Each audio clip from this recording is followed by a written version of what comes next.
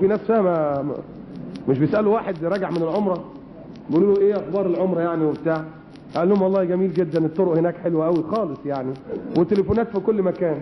انا انصح اي واحد يعمل عمره يعملها في السعوديه والله، يا ريت يعني. هو كان عايز يروح فين ده؟ لما يقول لك عملوا كذا وبيحصل كذا بخلي بالك، الله استنى، نتنياهو جزاه الله عنا شر الجزاء بيعمل كذا كذا كذا، ما هو اللي هيوحدنا ان شاء الله، هو اللي هيوحد كل ده، هو اللي هيجيب الخير كله، النتن ده. الله وفي احسن في والله بكلمك جد، ما هو ولعها اهو من ساعه ما جه، راجل ماشي عدل وماشي حلو كويس قوي، عمال يكسر ويضرب ويتف ومش في دماغه حد، واللي عندك اعمله، فاحنا جايين بقى، ما هي جايه غصب عنك وعنه، ما مش برضاه ولا برضاك ولا برضايا، واحد طايح وساحب واسمه على مسمى. اسمه نتن، لا اسف ما اسموش نتن، ده هو بعت اعتراض، والله بعت اعتراض وقال ايه موضوع النتن ده كله، مش قاعدين تقولوا في التلفزيون والاذاعه نتن. انا مش نتن. قالوا له امال ايه؟ انا اسمي بنيامين نتن، انا النتن، انا مصدر مش نتن، مصدر النتانه، النتن. مصدر نفسه. والله ولا قال كده. علي اسلامكم، قل لا تمنوا علي اسلامكم. وللاسف النهارده الناس بتمن على ربنا. والله في ناس ما بتصليش الا الجمعه بس، وتقول له ايه ده؟ يقول لك احمد ربنا. الله، ده انا غيري ما بركحاش، انت جاي عليا انا؟ والله. وفي اللي لابسه الاستريتش والمشنشب والمدردش ابو حبل غسيل وسلبه، ده اللي لابساه ده، وتقول لها تقول لك الله احمد ربنا، ولا الله احسن من غيري، خليك حلو. الله ايه دي يعني؟ بتتلكك دي ولا بتهددنا مثلا دي ولا ايه؟ مش عارف، بتهدد ربنا. لا، الايه تصحح بقى، قل لا تمنوا علي اسلامكم بل الله يمن عليكم، بل الله يمن عليكم ان هديكم. ومن سيدنا عمر كان ماشي في السوق مره، لقى واحد في السوق، سوق، وشوف انت بقى سوق، واحد ماسك بلحه، بقول لهم حد وقعت منه بلحه؟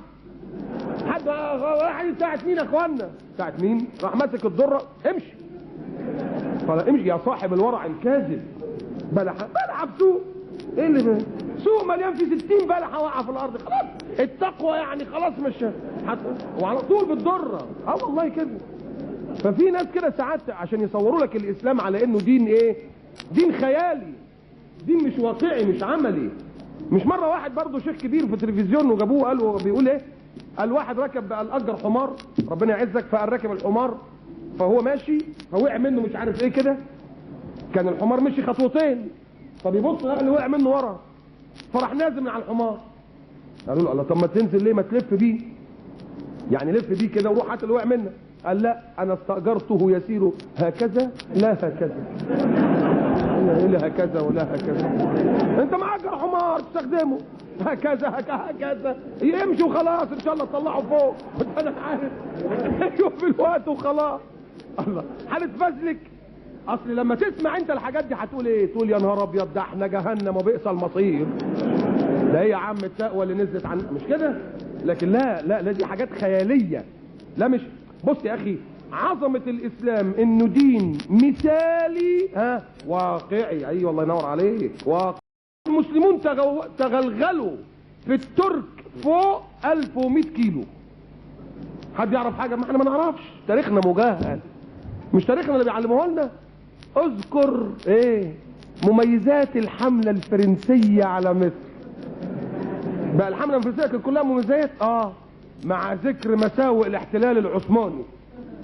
العثمانيين كانوا محتليننا، ده كان فتح يا مغفل، ده فتح اسلامي، وكل العثمانيون غلط، وكل الحمله الفرنسيه مميزات. مخنا ملخبط، طالعين فاهمين تاريخنا غلط. صلى الله عليه وسلم عن 100,000 صحابي، قول لي بالله عليك حافظين منهم كام كده؟ 100,000 صحابي، دول من صحابه سيدنا النبي. انا بقول لك النهار بقول واحد تعرف منهم مين؟ قال لي انا اعرف 1000 بس على قد يعني. قلت له ما شاء الله، طب قول. قال لي القعقاع بن عمرو التميمي كان صوته ب1000. صح؟ في اخوه كده بيجيبوها بالفهلوه، واخد بالك يعني، يجيبها من الاخر. مره كنت بعمل مسابقه في فرح اخوه يعني وبتاع، فبقول انا هقول الاسم واللي يقول زوجته مين ياخد الجايزه. فبقول لهم غسيل الملائكه، فطبعا كلنا عارفين حنظله بن ابي عامر الراهب، كان ابوه اسمه نفسه عامر الراهب وسماه النبي صلى الله عليه وسلم ابو عامر الفاسق. قلت لهم مين زوجته بقى؟ هي جميله بنت ابي بن سلول، اخت عبد الله بن ابي بن سلول، تصدق؟ اخوها راس النفاق، بس ما كانش حد عارف.